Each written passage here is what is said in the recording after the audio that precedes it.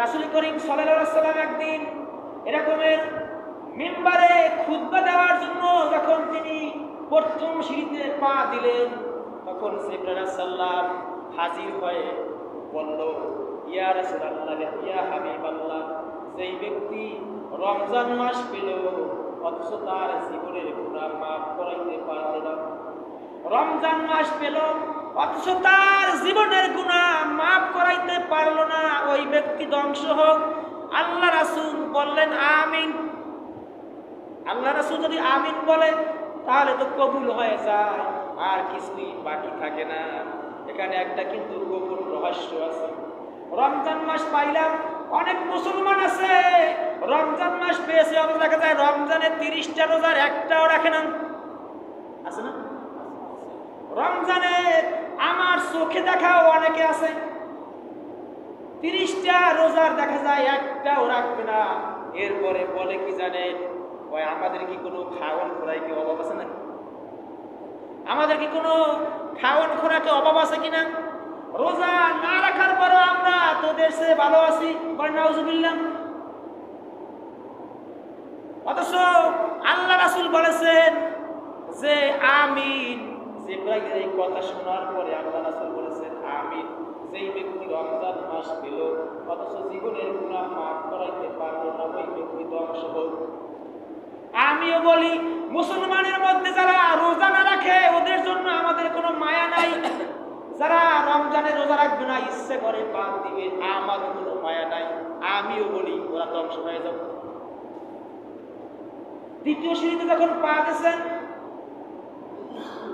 জিবরাইল আলাইহিস সালাম বলল, ইয়া রাসূলুল্লাহ, ইয়া হাবিবাল্লাহ, যেই ব্যক্তি তার পিতামাতা দুইজনের একজনকে পেল অথচ তার খেদমত করে তার জীবনের গুনাহ মাফ করাইতে পারল না, অর্থাৎ জান্নাত কামাই করতে পারল না, মা বাবাকে খেদমত করে, ওই ব্যক্তি ধ্বংস হোক।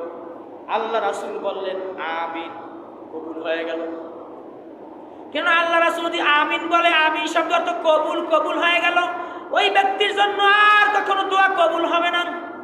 যেই ব্যক্তি পিতামাতার দুইজনের একজনকে সে বৃদ্ধ অবস্থায় পেল এবং তাকে সম্মান ভালোবাসার মর্যাদা দিয়া দুনিয়ায় বসে জান্নাত কামাই করতে পারল না, ওই ব্যক্তি ধ্বংস হোক।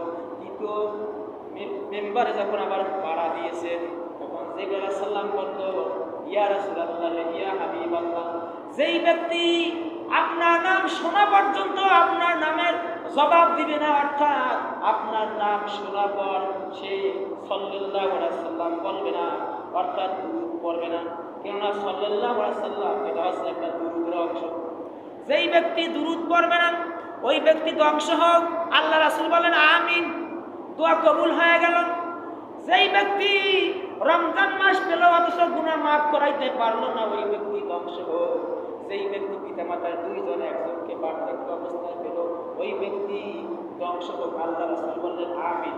কিন্তু যেই ব্যক্তি রাসূলের দুরূদ শোনার পরে, রাসূলের নাম শোনার পরে সাল্লাল্লাহু আলাইহি সাল্লাম বলল না, অর্থাৎ দুরূদ পাঠ করল না, ওই ব্যক্তি ধ্বংস হোক।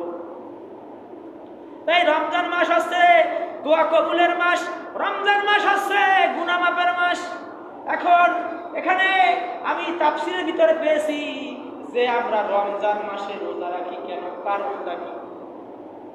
আল্লাহ রাব্বুল আলামিন কোরআনুল কারীমে বলেছেন, সূরা বাকারার 185 নম্বর আয়াত, আল্লাহ পাক কোরআনুল কারীমে বলেছেন, শাহরু রমাদানাল্লাযী উনজিলা ফীহিল কুরআন হুদাল লিন-নাসি ওয়া বায়িনাতিন মিনাল হুদা ওয়াল ফুরকান ফামান শাহিদা মিনকুমুশ শাহরা ফালইয়াসুম। আল্লাহ তাআলা বলেছেন, আমরা যেই রমজান মাসে রোজা রাখি, কারণটা কি? রমজান মাসে কেন আমরা রোজা রাখি, অন্য মাসে রাখি না কেন? কেননা আল্লাহ তাআলা এই আরবি রমজান মাস হচ্ছে আরবি 12 মাসের মধ্যে 9 নম্বর মাস। কয় নম্বর মাস?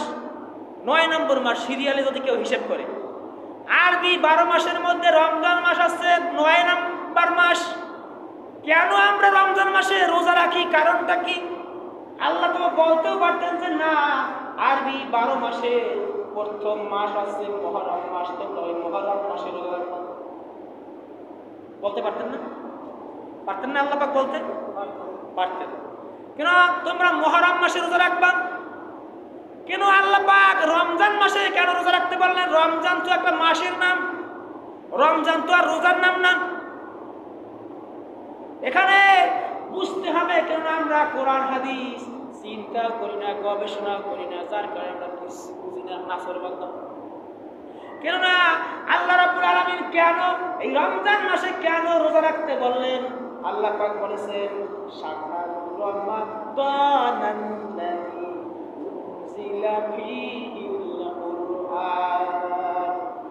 কেননা এই একটা গুরুত্বপূর্ণ পয়েন্ট হচ্ছে রমজান মাসে কোরআন নাযিল হয়েছে। বলে সুবহানাল্লাহ। রমজান মাস সবচাইতে গুরুত্বপূর্ণ মাস এই কারণে, যেহেতু রমজান মাসে কোরআন নাযিল হয়েছে। আল্লাহ পাক বলেছেন শাহরুর রমাদানাল্লাযী উনজিলা ফীহিল কুরআন। রমজান মাসে কোরআন নাযিল হয়েছে। রমজান মাস হচ্ছে এই জন্য বরকতের মাস, ফজিলতের মাস। উনজিলা ফীহিল কুরআন হুদাল লিন-নাসি ওয়া বাইয়িনাতিন মিনাল হুদা ওয়াল ফুরকান।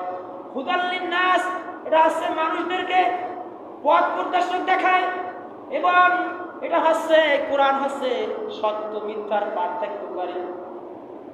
এই রমজান মাসে কোরআন নাযিল হয়েছে, আর কোরআন হচ্ছে মানুষকে পথের দিশা দেখায়, কোরআন ভালো মন্দের পথ দেখায়। আর এটা হচ্ছে কোরআন হচ্ছে সত্য মিথ্যার পার্থক্যকারী। কোরআন কি? সত্য